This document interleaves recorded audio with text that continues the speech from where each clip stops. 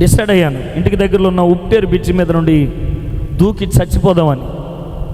అర్ధరాత్రి బయలుదేరాను, suicide note రాసి ఆ బ్రిడ్జి ఎక్కి నిలవబడి ఇలాగ అనుకున్నాను, అరే జాన్, దేన్ని తలంచకు, ఎవరిని గుర్తు తెచ్చుకోకు, హాయిగా ఇక్కడి నుంచి దూకి చచ్చిపో.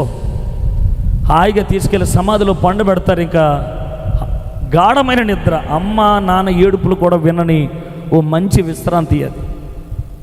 ఇలా నాకు నేనగానే ఓడిపోయిన వాడు భూమి మీద బ్రతకడానికి అవకాశం లేదు, వాడు సమాధిలోనే ఉండాలి అని ఒక ఆలోచనతో నా జీవితాన్ని నేను పాడు చేసుకుంటూ వచ్చాను. ఆ రాత్రి ఆ బ్రిడ్జి ఎక్కి ఏడుస్తూ ఉన్నాను. ఖచ్చితంగా ఇక్కడ ఒక మాట చెప్పాలి మీకు, నశించిన దానిని వెతక రక్షించుటలో ఆయనకున్న శ్రద్ధ ఎంతో అమోఘం.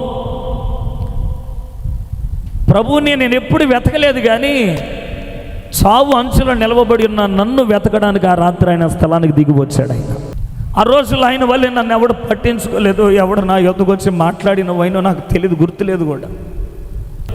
నా చుట్టూ తెలియని ఒక నెమ్మది, సమాధానం కమ్ముకుంది. నేను నిలవబడిన స్థలములో ఒక స్వరం నాకు తెలియకుండా వినబడుతుంది. అది 360 డిగ్రీలు ఎట్నుంచో వస్తుందో కూడా తెలియని స్వరం. నా కుమారుడా, నీ తండ్రి అయిన మోసే దేవుడును నేను అన్నాడు. నాన్న పేరు మోసే, అమ్మ పేరు లూదియా. నాన్న పేరు ఎందుకు చెప్పండి నాకు అర్థం కాల. తర్వాత నాకు తెలిసిన విషయం, అమ్మా నాన్న ఇంట్లో పండుకుంటే ప్రభు చెప్పాడంట, నీ కొడుకు చావడానికి వెళ్ళాడు, లేచి ప్రార్థన చేయమన్న దేవుని స్వరం.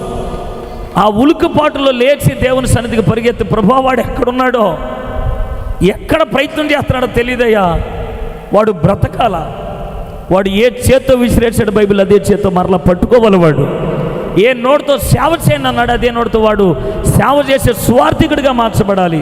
నా బిడ్డ చేసిన ప్రతి దోషాన్ని మా తలల మీద పెట్టుకుని మేము ఒప్పుకుంటున్నామయ్యా అని అమ్మా నాన్నలు ఏడ్చిన ఏడుపులకు ఆ రాత్రి దొరికిన ప్రతిఫలార్థం అది. స్తోత్రం కలుగునుగా. తల్లిదండ్రులు ప్రార్థనా పరులైతే పిల్లలు ప్రపంచానికి ప్రయోజనకరమైన పాత్రలుగా దేవుడు మార్చగలుగుతాడు. మీ ప్రార్థనలు ప్రాకారం అవుతాయి, మీ కన్నీళ్ళు కవచమై మీ బిడ్డలను కప్పగలుగుతారు. కొన్నిసార్లు ఇక వీడి కోసం ప్రార్థన చేయడం అనవసరం అని విసుగుదలు రావచ్చు, కానీ ఒక మాట చెప్తున్నాను, మనకైనా చావు ఉందేమో కానీ ప్రార్థనకి చావు లేదు. ప్రార్థన వ్యర్థంగా పోదు. ఆ రాత్రి వారి ప్రార్థనకి దేవుని సన్నిధి నా మధ్యలోనికి దిగి వచ్చింది.